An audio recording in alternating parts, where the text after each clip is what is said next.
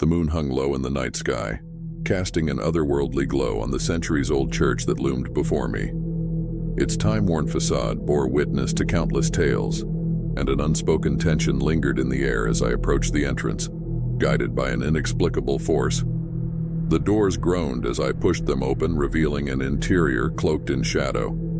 The only illumination emanated from flickering candles, their feeble flames casting dancing specters on the cold stone walls. The atmosphere was suffocating, a mix of aged wood, must, and an indefinable sense of trepidation. Rows of ancient pews stretched toward the altar, where a worn crucifix hung in silent vigil. The silence within was so profound that my footsteps echoed like sacrilegious hymns. I felt both drawn to and repelled by the sacred space, a disconcerting duality that clung to my every step. As I wandered deeper into the church, a whisper, soft and unintelligible, brushed against my ears. The chilling sound seemed to emanate from the very walls, as if the stone itself harbored ancient secrets. I strained to comprehend the words, but they eluded me, a spectral language that resonated with a mournful cadence. A subtle breeze wound through the dimly lit chamber, sending shivers down my spine. The candles flickered as if responding to an ethereal presence, and an invisible weight settled on my chest. Unseen eyes bore into my soul, and the sense of being scrutinized intensified. Reaching the altar, I noticed a tattered Bible resting on its surface. With an inexplicable compulsion, I opened its pages to a passage that seemed to beckon me. The words, written in archaic script, spoke of a long-forgotten tragedy that had befallen the congregation. An ominous chill washed over me, the tales of despair etched in every word. As I read, the whispering voices around me intensified, forming a spectral choir that echoed through the hollows of the church. The stories converged into a haunting narrative of betrayal, loss, and a pact made in the shadows of desperation. The very essence of the church seemed to pulsate with the collective sorrow of those who had worshipped within its hallowed halls. A sudden draft extinguished the candles, plunging the sanctuary into impenetrable darkness. Panic clawed at my throat as the once muted whispers grew into anguished cries. The air vibrated with a spectral energy, and unseen hands brushed against my skin, icy fingers tracing patterns of sorrow. The crucifix on the altar glowed faintly, casting an eerie radiance that revealed the ethereal figures congregating around me. Transparent faces, etched with grief, materialized from the shadows. Their vacant eyes pleaded for solace, their voices forming a symphony of sorrow that reverberated through the sacred space. In the midst of this spectral congregation, a figure emerged from the shadows. A priest, his countenance twisted with torment, approached with solemn steps. His spectral hand reached out as if seeking absolution, and the realization struck me. The congregation sought redemption, an escape from the purgatory they had been condemned to for centuries. The air grew thick with anticipation as the ghostly priest spoke, his voice a hushed echo in the vast emptiness. He implored me to unearth the truth, to unveil the buried sins that held them captive. My breath hitched, and a vow formed in the stillness. I would be the vessel for their silenced voices. With a chilling gust, the congregation dissipated into the darkness, leaving the church in a profound stillness. The candles reignited, their flames dancing with newfound vitality. The weight on my chest lifted, replaced by a solemn purpose. I emerged from the church, the moonlight painting the ancient structure with an ethereal glow. The whispers lingered in the night, a reminder of the silent sermon that had unfolded within the hallowed halls. As I stepped into the world beyond, I carried with me the burden of the church's secrets, committed to unveiling the untold tales of the congregation lost to the echoes of time.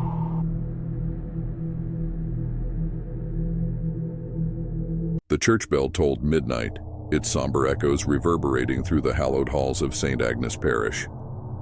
I stood alone in the shadows, drawn to the antiquity of the sacred space that loomed over me with an ancient weight. My footsteps, muted by the carpeted aisle, betrayed a sense of trespassing into a realm not meant for the living. As I approached the altar, a whisper, barely audible, skittered through the air. The atmosphere seemed to crackle with an unsettling energy, a blend of reverence and the unseen. I shivered, involuntarily glancing over my shoulder, half expecting to find a spectral witness to my intrusion. The stained glass windows, adorned with saints and martyrs, cast fractured hues on the cold floor. Their once vibrant colors now stood muted, as if the divine stories they told had faded with the passage of time. I couldn't shake the feeling that the church itself held secrets, that the ancient stones harbored tales unsung. Reaching the pulpit, I traced the ornate carvings with my fingertips, the tactile connection amplifying the strange energy that pulsed through the wood. The whispered words grew clearer, forming an indecipherable chant that seemed to emanate from the very walls. A flicker of movement caught my eye, an ephemeral silhouette in the shape of a cloaked figure. I froze, my breath catching in my throat, as the phantom presence glided along the pews, the ghostly hem of its cloak trailing behind. The air grew dense, charged with a palpable tension that pressed against my chest.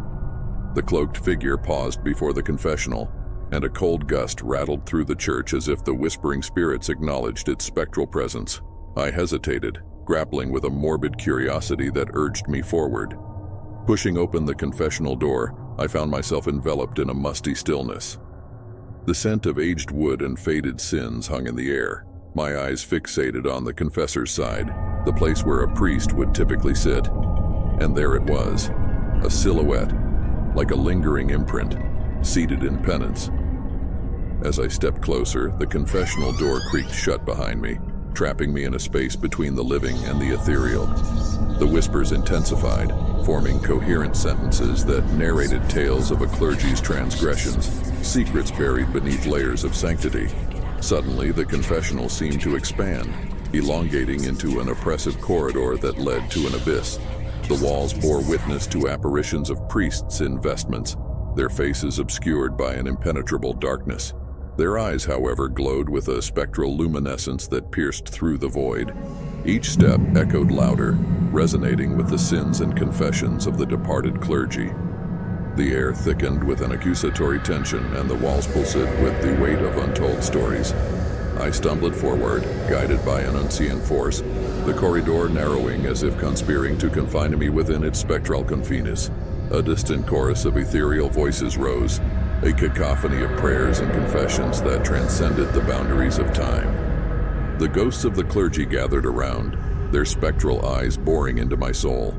The confessionals morphed into confession chambers, each bearing witness to the clergy's hidden transgressions.